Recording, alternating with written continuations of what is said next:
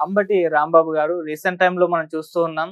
ఎప్పుడూ కూడా వార్తల్లో ఉంటూ ఉన్నారు. అంటే వార్తల్లో ఉండేలా ఆయన ఆ విధంగా చేస్తున్నారు. ఆయన వార్తల్లో ఉంటున్నారో తెలీదు గానీ, రీసెంట్‌గా ముద్రగడ పద్మనాభం గారి అంత్యక్రియల్లో ఆయన చేసిన గందరగోళంతో ఆయన మీద కేసు నమోదైంది. అలాగే ఒక మహిళను వివస్త్రం చేసిన దాంట్లో ఆయన ఇన్వాల్వ్‌మెంట్ ఆయన చేస్తున్న గందరగోళం పైన ఆయన మీద పరువు నష్టం దావా కూడా అక్కడ గుంటూరు ఎమ్మెల్యే మాధవి గారు కూడా వేయడం జరిగింది. సో, ఇలా ఆయనకు సంబంధించి కేసుల్లో ఇరుక్కోవడం ఇటువంటివన్నీ కూడా చూస్తున్నాం. ఇదేమన్నా వ్యూహంలో భాగంగా చేస్తున్నారా? నిత్యం వార్తల్లో ఉండడానికి చేస్తున్నారా? జగన్మోహన్ రెడ్డి గారి మెప్పు పొందడానికి చేస్తున్నారా? అన్న అనుమానాలు చాలా మందిలో కలుగుతున్నాయి. సో, దీనికి సంబంధించి కంప్లీట్‌గా డిస్కస్ చేయడానికే ప్రెజెంట్ మనతో పాటు తెలుగుదేశం పార్టీ సీనియర్ నాయకులు కంచర్ల విజయభాస్కర్ గారు ఉన్నారు. వారిని అడిగి ఒకసారి తెలుసుకునే ప్రయత్నం చేద్దాం. నమస్కారం సార్. నమస్కారం. సో, చూస్తున్నాం అంబటి రాంబాబు గారు రీసెంట్ టైమ్‌లో చాలా అంటే చాలా యాక్టివ్‌గా ఉన్నారు. వైసీపీలో యాక్టివ్‌గా ఎవరున్నారు అని చెప్పేస్తే అంబటి రాంబాబు గారి పేరే ముందుంటుంది. అంత గందరగోళం చేయడం కావచ్చు, ఇవన్నీ కూడా చూస్తున్నాం. దీని వెనకాల ఇంతకుముందు నేను చెప్పినట్టు అంటే జగన్మోహన్ రెడ్డి గారు మెప్పు పొందే కార్యక్రమంలో భాగంగానే ఇవన్నీ చేస్తున్నారా? లేకుంటే ఇంకేమన్నా రీజన్ అయ్యి ఉంటుందా సార్? మీరేం చెప్తారు? ఆత్మవంచనతో చేస్తున్నాడు. యాక్చువల్‌గా అంబటి రాంబాబు గారు న్యాయవాద వృత్తిలో ఉండేవాడు. హ్మ్. బాగా చదువుకున్నాడు. చిన్నప్పటి నుంచి చురుగ్గా ఉండేవాడట. న్యాయవాద వృత్తిలో ఉన్నాడు. ఆయన ఇప్పుడు ఈ రాజకీయాల్లోకి వచ్చి ఈ జగన్మోహన్ రెడ్డి గారికి ఊడిగం చేస్తూ ఆయన వ్యక్తిత్వం కోల్పోతున్నాడనేది అందరి అభిప్రాయం. ఓకే. ఆయన రేపల్లెలో న్యాయవాదిగా ఉంటే pure in its form with grace made noble.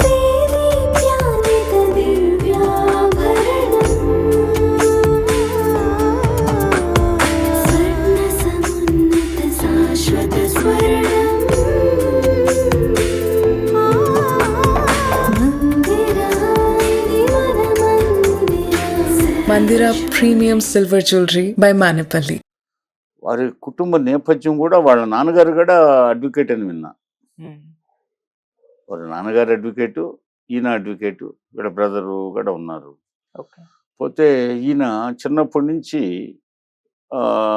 విద్యలో చురుగ్గా ఉండడమే కాకుండా కళాహృదయం కలిగిన మనిషి అని విన్నాను. ఈయన స్నేహితుడు అద్దంకిలో ఉన్నాడు, పంతంగి ఆంజనేయులు గారని.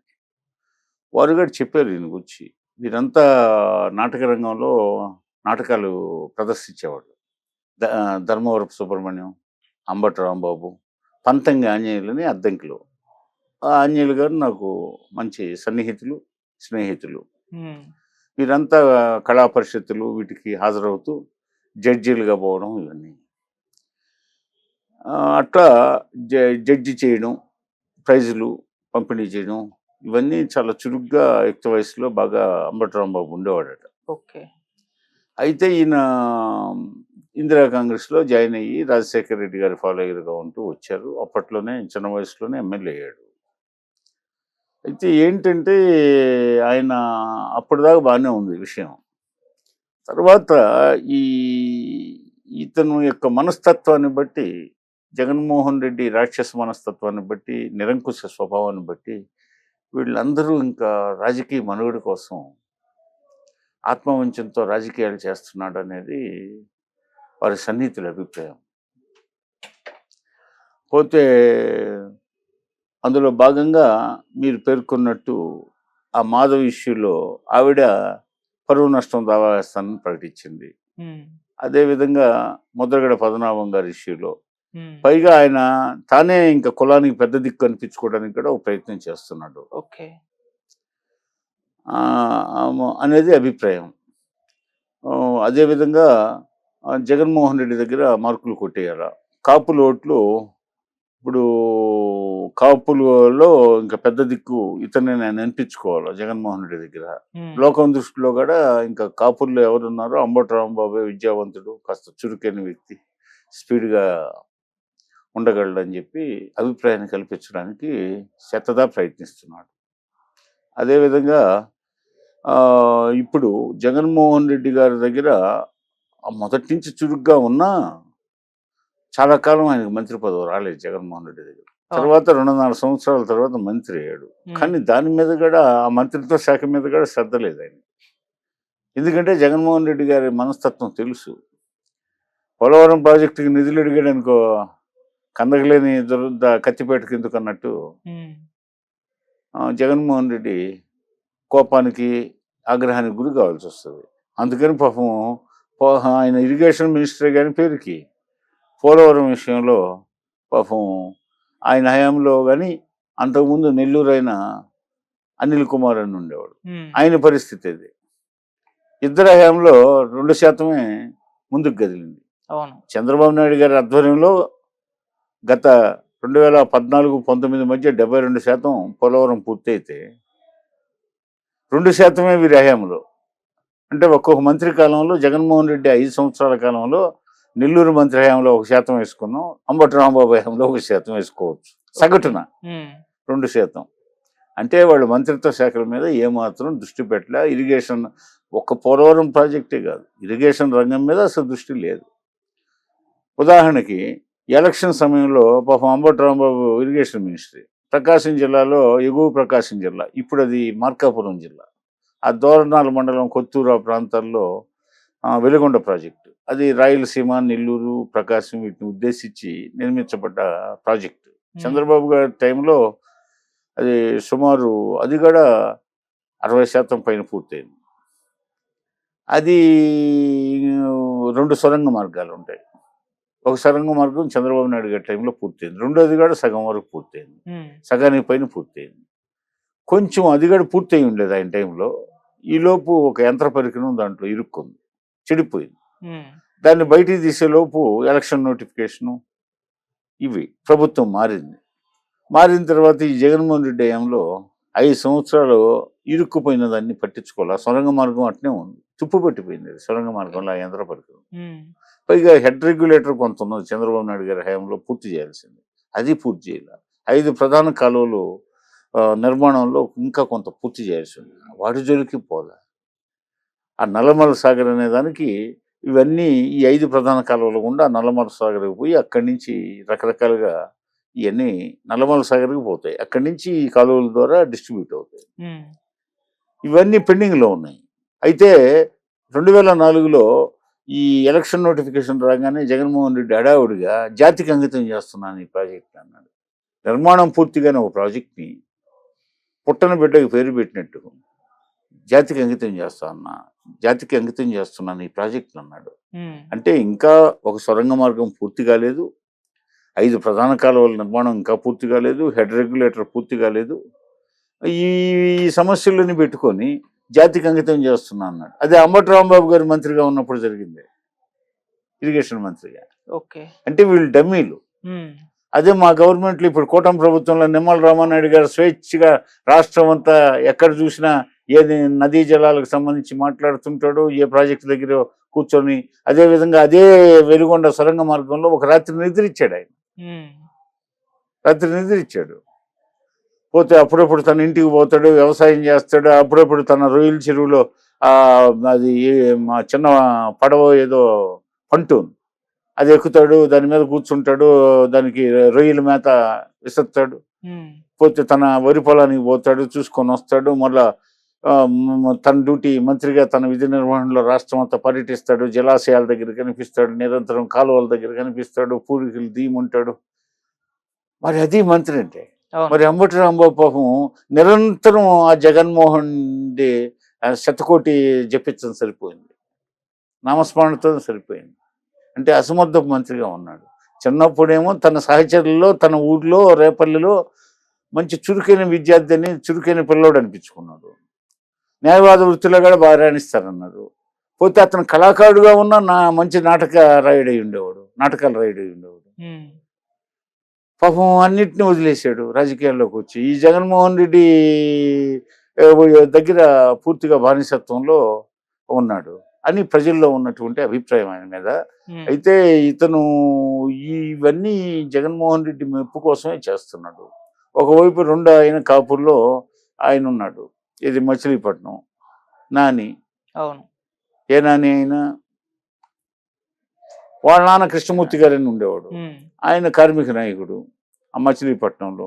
ఆయన కింద నుంచి మున్సిపల్ చైర్మన్ దగ్గర నుంచి పైకి వచ్చాడు, కౌన్సిలర్, మున్సిపల్ చైర్మన్. ఇది ఆయన కుమారుడుగా ఈయన రాజ్యాంగం నోటికి ఎట్టొస్తే అట్ట మాట్లాడతాడు. రాంబాబు గారు పోలీసుల మీద నిన్న అక్కడ అది కుటుంబ సమస్య. అవును. 2 విషయాలు అక్కడ జరిగింది. అంత్యక్రియలను వివాదం చేశారు. అంటే ప్రభుత్వ లాంఛనాల ప్రకారం జరగాల.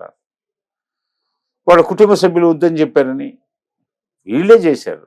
కుటుంబ సభ్యుల పేరుతో వీళ్ళే చేశారు. ఇప్పుడు కుటుంబ సభ్యులు చెప్పుంటారు. ఎవరన్నా అడిగితే ఇంకా పార్టీ పరువు పోతుంది, మా పరువు పోతుంది, మేమే వద్దని చెప్పామని చెప్పమని ఉండొచ్చు. కానీ ముందుకు ఆ అంత్యక్రియల సమయానికి కుటుంబ సభ్యులకి సంబంధం లేదు. వాళ్ళ శోక సముద్రంలో వాళ్ళు మునిగిపోయి ఉన్నారు. పోతే వీళ్ళే కల్పించుకొని దాన్ని ఒక రాజకీయ పార్టీ స్వాధీనం చేసుకుంది. వైసీపీ అనే రాజకీయ పార్టీ స్వాధీనం చేసుకుంది. ముద్రగడ పద్మనాభం గారు కాపు అని చెప్పేసి ఈ జగన్మోహన్ రెడ్డి కాపు నాయకులుగా వీళ్ళని పంపించారు. ఓకే. పంపించారు. పోతే వీళ్ళంతా పవన్ కళ్యాణ్ గారిని వ్యతిరేకిస్తూ మేము పవన్ కళ్యాణ్ కంటే పెద్ద పవర్ఫుల్ లీడర్స్ అనిపించుకునే ప్రయత్నం ఒకటి. పోతే ముద్రగడ పద్మనాభం గారు వాళ్ళ ఫ్యామిలీ నిజాయితీకి మారిపోయారు, సందేహం లేదు. వాళ్ళ తండ్రి గారు వీరరాఘవయ్య గారు అప్పుడు 2 సార్లు శాసనసభ్యుడిగా ఎన్నికయ్యారు. అనాదిగా రాజకీయ కుటుంబం, మంచి వ్యవసాయ కుటుంబం. వాళ్ళకి సినిమా హాళ్ళు ఉన్నాయి. సినిమా హాళ్ళు పోతే రైస్ మిల్స్ అవి ఉన్నాయి. మంచి ఇది. పోతే ఆయనకి 2 కుమారులు, 1 కుమార్తె. కుటుంబ విషయాలు ఎన్నో ఉంటాయి. సరే, ఇప్పుడు కుమార్తెని వస్తే ఆమె రానియకుండా చేశాడు. ఇవన్నీ అంబటి రాంబాబు పేరుని నాని మోస్తున్న విమర్శలు. కుటుంబంలో ఆ అమ్మాయి కూడా అక్కడ వివాహం అయ్యేదాకా ఆ ఊర్లో పెరిగింది, కిర్లంపూడిలో. అందరూ ఆ ఊర్లో వాళ్ళు, ఆడవాళ్ళు, మగవాళ్ళు చాలా మంది కళ్ళనీళ్ళు పెట్టుకున్నారు ఆ అమ్మాయిని దగ్గరికి రానిపోతే. ఎన్నో ఉంటాయి. ప్రతి కుటుంబంలో ఆస్తులు, పంపకాలు రకరకాల కారణాలతో ఉంటాయి. వాళ్ళ నాన్న రానివద్దు అన్నాడని, ఒకవేళ ఆయన ఏదో ఆ కోపంతో ఒకప్పుడు అని ఉండొచ్చు. కానీ ఇళ్ళలో ఇప్పుడు ప్రతిరోజు ఇంట్లో పిల్లకాయలు అల్లరి చేస్తుంటారు. రే పోండ్రా, బయటికి వెళ్ళిపోండ్రా అంటారు. అంటే ఇంటికి రావద్దనే కాదు కదా. పోతే అది పేగు బంధం కదా, రక్త సంబంధం కదా. అందులో ఇంట్లో ఆడపిల్ల ఒకటి. పోతే రేపు ఆమె పెద్దామెకి ఎవరు చూడాలా? ముద్రగడ పద్మనాభం గారి భార్య ఆరోగ్య పరిస్థితి కూడా బాగలేదు. ఆమె వృద్ధురాలైంది. మగపిల్లలు ఉన్నారు, కొడుకులు ఉన్నారు, బాగా చూస్తారు. కోడళ్ళు ఉన్నారు, చూడొచ్చు. కానీ ఆ మనస్సు ఎక్కడ ఉంటుంది? కూతురు దగ్గర ఉంటుంది. ఇవన్నీ ఆలోచించకుండా కూతుర్ని అసలుకి వీళ్ళు కుటుంబ విషయాల్లో కూడా వీళ్ళు ఎంటర్ అయ్యేది. ఎప్పుడైనా తెలుగుదేశం, జనసేన, బీజేపీ పట్టించుకుంటుందా కుటుంబ విషయాలు? కుటుంబాల్లో కలహాలు, ఆ కాపురాన్ని కలహాల కాపురంగా మార్చే ప్రయత్నాలు ఈ పార్టీలు చేస్తే వీళ్ళు చేస్తున్నారు. అంటే కుమార్తెను దూరం చేయాలి అంటే ఆమె జనసేనలో ఉంది కాబట్టి, పవన్ కళ్యాణ్ పార్టీలో ఉందని. వాళ్ళ నాన్నకేదో ఆమె అభిప్రాయం చెప్పింది. ఆమె మేజరు అభిప్రాయం చెప్పే హక్కు ఉంది. ప్రాథమిక హక్కులు ఆమెకు ఉన్నాయి. భారతదేశంలో ఒక కుటుంబంలో అనేక మంది ఈ రోజుకి స్టిల్ అన్ని పార్టీల్లో ఉన్నారు. ఏది కుటుంబ సభ్యులు డిఫరెంట్ పార్టీస్లో. అవును సార్, ఉన్నారు. అదేవిధంగా అమ్మాయి అభిప్రాయం చెప్పింది. అమ్మాయి ఏమి శాసనసభ్యురాలు కావాలని యాస్పిరేషన్తో రాలేదు, లేకపోతే అమ్మాయి ఏదో పదవులు ఆశించి కాదు. జస్ట్ జగన్మోహన్ రెడ్డి పరిస్థితి కరెక్ట్ కాదు, 5 ఏళ్ళు ఆయన పాలన రాక్షస రాజ్యంగా ఉంది. పోతే ఆ పార్టీలో మనం ఆ పార్టీకి మద్దతుగా నిలవడం మనకి చెడ్డ పేరు తెస్తున్నానా? ఈ జగన్మోహన్ రెడ్డిని ప్రోత్సహించొద్దు. నువ్వు ఎట్ట కాపు నాయకుడిగా ఉన్నావు కాబట్టి మనం పవన్ కళ్యాణ్కి మద్దతు తెలియజేస్తే బాగుంటుందనే అర్థంలో అమ్మాయి మాట్లాడింది. దాంతో ఇదేదో పవన్ కళ్యాణ్ మాట్లాడిస్తున్నాడు ఆ అమ్మాయి చేత. ఏమన్నా అర్థం ఉందా? వాళ్ళ పెద్ద రాజకీయ వంశం, పెద్ద కుటుంబం. ఆ అమ్మాయి విషయం నలుగురు అనుకునే విషయం చెప్పింది. ఆ జగన్మోహన్ రెడ్డి పరిపాలన, జగన్మోహన్ రెడ్డి అనుచరులు, వాళ్ళ ప్రవర్తన, ఇవన్నీ మనకి మా సంసారాలకు పట్టే విషయాలు కాదు. ఎంత ఏదో రౌడీలకి, దుర్మార్గులకి, అవినీతి పరులకి, ఆగడాలు చేసేవాళ్ళకి పరిమితమైన పార్టీ అది. మనబోటోళ్ళకి నచ్చదు. నువ్వు ఉండలేవు నాన్న ఆ పార్టీలో. నువ్వు ఆయన నాయకత్వం కింద పనిచేయలేవు. ఆయన నిరంకుశుడంట, దానవరాజు లాంటి వాడు ఆయన. అందువల్ల ఆయన దగ్గర నువ్వు ఎక్కడ చేతులు కట్టుకుని ఉంటావు అనే అర్థంలో చెప్పింది. కానీ ఈ అమ్మాయి చెప్పిన దాన్ని ఆయన కొంత ఆయన ఏదో ఆయన తన మార్గంలో తను ఉన్నాడు. సరే, ఆయన అప్పుడే చనిపోవలసిన వాడు కాదు. దురదృష్టం. చిన్న వయసులో చనిపోయాడు. ఇంకా కొంతకాలం ఉండాల్సిన వాడు ఆయన. ఆయనేమి ఎటువంటి దురలవాటు ఉండేవాడు కాదు. ఎవరికి అపకారం చేసేవాడు కాదు. చేస్తే ఉపకారమే చేసేవాడు, మంచివాడు. పోతే దురదృష్టకరమైన విషయం. అటు వాడు అమ్మాయిని తండ్రి శవాన్ని చూడనీయకుండా దూరంగా నెట్టేశారు. ఈ కుటుంబ సభ్యులు రానియొద్దని చెప్పారు. ముద్రగడ పద్మనాభం గారు బతుకున్నప్పుడు చెప్పారు. ఆ నెపం పెట్టారు. అదేవిధంగా ప్రభుత్వ లాంఛనాలు వద్దన్నాడు. కుటుంబ సభ్యులు వద్దన్నారని చెప్పారు. ఈ విధంగా 2 రకాలుగా దీన్ని వివాదాస్పదం చేయడంలో అంబటి రాంబాబుది కీలక పాత్ర.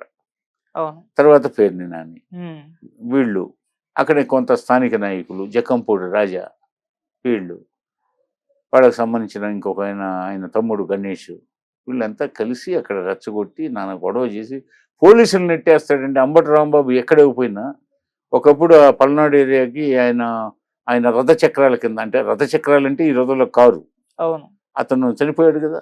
ఉమ్, ఎవరు? ఒక అభిమాని ఆయన, అక్కడ జగన్మోహన్ గుంటూరు రెడ్డి గారు. దగ్గర అవును. చనిపోయాడు కదా. ఉమ్, ఆ రోజు ఏం జరిగింది? అంబటి రాంబాబు అక్కడ బీరంగం చేశాడు ఆ పోలీసుని. అవును. జగన్మోహన్ రెడ్డి వచ్చే ముందు అక్కడ ఆ స్టాట్యూ ఓపెన్ చేయడానికి ఆ బెట్టింగ్లో డబ్బు పోగొట్టుకుని అప్పుల పాలు ఇదయ్యాడే, అతను విగ్రహావిష్కరణకి ఈయన పోయేటప్పుడు అక్కడ ఏం చేశాడు అంబటి రాంబాబు? పోలీసులతో తగాదా, ఘర్షణ. అవును.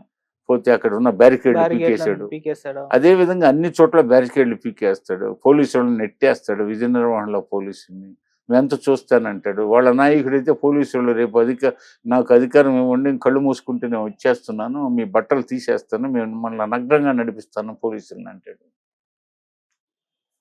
అసలు ఇదంతా యాంటీ సోషల్ ఎలిమెంట్స్ లాగా ప్రవర్తిస్తున్నారు. వీళ్ళంతా జగన్ మెప్పు కోసమే వాళ్ళ సొంత స్వభావాన్ని పక్కన పెట్టేశారు. ఎప్పుడో ఆ వైసీపీలో ఉండే చాలామంది నాయకులు సొంత స్వభావాలు పక్కన పెట్టేసి ఆత్మవంచనతో, వంచనా శిల్పంతో జీవిస్తున్నారు. ఓకే. అది అంబటి రాంబాబుకు సంబంధించి. అంతకంటే మాట్లాడేది ఏముంది? అంతే sir. Thank you so much sir. Okay.